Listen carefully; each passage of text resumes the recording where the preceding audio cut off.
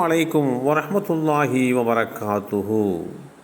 ஊர்ஜிதமில்லாத செய்திகள். அல்லாஹுடைய தூதர் ஸல்லல்லாஹு அலைஹி வஸல்லம் அவர்கள் பேரழிவை ஏற்படுத்தும் 7 பெரும் பாவங்களை தவிர்த்து விடுங்கள் என்று கூறினார்கள். அதில் ஒன்று, விசுவாசம் கொண்ட அப்பாவிகளான பத்தினி பெண்கள் மீது அவதூறு கூறுவது. அதுவெல்லாம் பெரும் பாவங்கள் ஒன்று என்று குறிப்பிட்டார்கள். இந்த செய்தி ஸஹீஹுல் புகாரியிலே 6857 என்ற எண்ணிலே பதிவு செய்யப்பட்டிருக்கிறது. பெண்களின் கற்புக்கும் ஒழுக்கத்திற்கும் எதிரான வதந்திகளை மற்றும் மக்கள் சர்வசாதாரணமாக சிலர் ஏற்றுக்கொள்வது உண்டு.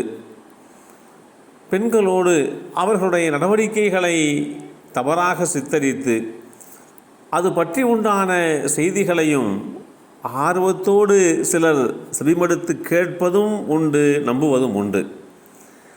இறந்தாலும் இருக்கும் என்று கூறி அந்த தகவலை ஆமோதிக்கவும் செய்கின்றனர். இதனால் ஒரு பெண்ணுடைய எதிர்காலமே படுபாதாளத்திற்குள்ளே சென்றுவிடுமே என்றெல்லாம் கவலைப்படுவதில்லை. எவரேனும் பத்தினி பெண்கள் மீது அவதூறு கூறி அதை நிரூபிக்க 4 சாட்சிகள் கொண்டு வரவில்லையோ அவனுக்கு நீங்கள் 80 சாட்டையடி கொடுங்கள். பின்னர் அவன் கூறும் சாட்சியத்தை எக்காலத்திலும் ஒப்புக்கொள்ளாதீர்கள். காரணம், நிச்சயமாக இத்தகையோர் பெரும் பாவிகள். அல் குர்ஆன் அத்தியாயம் 24 சூரத்து நூர் வசனம் 4 இந்த செய்தி தெளிவுபடுத்தப்பட்டிருக்கிறது. நல்லோர்களை பொல்லார் என்று பழி சுமத்தி அவர்களுடைய மானத்திற்கு களங்கம் கற்பிக்கின்றவர்களை வேதமறை குர்ஆன் கடுமையாக சாடுகிறது. அவர்களை தண்டிக்க வேண்டும், 80 சாட்டையடி கொடுத்து அவர்கள் தண்டிக்கப்பட வேண்டும். அதற்கு பின்பாக ஒரு காலத்திலேயும் அவர்கள் சொல்கின்ற எந்த ஒரு சாட்சியத்தையும் ஏற்றுக்கொள்ளக்கூடாது என்று கடுமையான முறையிலே எச்சரிக்கிறது.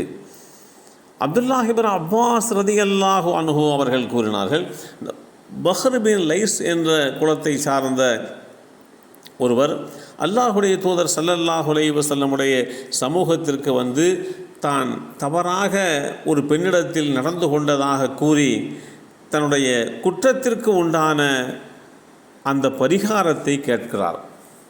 ஒரு முறை அல்ல, 2 முறை அல்ல, 4 முறை தான் செய்த குற்றத்தை குறித்து அவர் ஒப்புதல் வாக்குமூலம் அளிக்கிறார். அவர் திருமணமாகாதவராக இருந்ததனால் அல்லாஹுடைய தூதர் ஸல்லல்லாஹு அலைஹி வஸல்லம் அவர்கள் அவருக்கு 100 சாட்டையடி கொடுக்குமாறு கட்டளை பிறப்பித்தார்கள். பிறகு நபி ஸல்லல்லாஹு அலைஹி வஸல்லம் அவர்கள் அந்த மனிதரிடம் அந்த பெண்ணுக்கு எதிரான ஆதாரங்களை கேட்டார்கள். அந்த வேளையிலே அந்த பெண்மணி, அல்லாஹுடைய தூதரே, அல்லாஹ்வின் மீது சத்தியமாக அவர் பொய் சொல்கிறார். இவருடைய அந்த வார்த்தையிலே எல்லளவு கூட உண்மை இல்லை. இவர் பொய் சொல்லுகிறார், என் மீது அவதூறு கூறுகிறார், நான் பத்தினித்தனம் உள்ளவள் என்று அந்த பெண்மணி அல்லாஹ்வை சத்தியமிட்டு சொன்னபோது நபி ஸல்லல்லாஹு அலைஹி வஸல்லம் அவர்கள் அந்த நபருக்கு வீண் பழி சுமத்தியதற்கான தண்டனையாக மீண்டும் 80 சாட்டை அடி வழங்குமாறு கட்டளை பிறப்பித்தார்கள். இந்த செய்தி நபிமொழி தொகுப்புகளிலே அபூதாவுதிலே பதிவு செய்யப்பட்டிருக்கிறது. பிறருடைய சொல் கேட்டோ சந்தேகத்தின் பேரிலோ அவதூறு சுமத்துவது என்பது மிகப்பெரிய குற்றமாக ஆகிவிடும். ஒருவர் மீது குற்றம் சுமத்தி அதை 4 சாட்சியங்களை கொண்டு உண்மை என நிரூபிக்க தவறிவிட்டால் அவர்கள் கூறுவது உண்மையாக இருந்தாலும் கூட குற்றம் சுமத்தியவர்களுக்கு 80 சாட்டையடி தண்டனையாக வழங்கப்பட வேண்டும் என்பதை வேதமறை குர்ஆனும் அல்லாஹுடைய தூதர் ஸல்லல்லாஹு அலைஹி வஸல்லமுடைய தீர்ப்பும் பிரதிபலிக்கின்றது. இவைகளை புரிந்து கொண்டு குற்றமற்றவர்களை, பத்தினித்தனமாக வாழ்கின்றவர்களை பழி சுமத்துவது என்பது மிகப்பெரிய பாவச் செயலாகும். இந்த உலகத்திலேயும் அவருக்கு தண்டனை உண்டு, மறு உலகத்திலேயும் அவருக்கு தண்டனை உண்டு என்று இஸ்லாம் தெளிவுபடுத்துகிறது.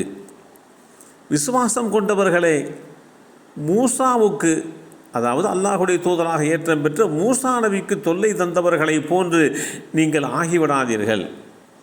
அவர்கள் இட்டுக்கட்டி கூறியவற்றிலே இருந்து மூசா தூய்மையானவர் என்று அல்லாஹ் நிரூபித்து விட்டான்.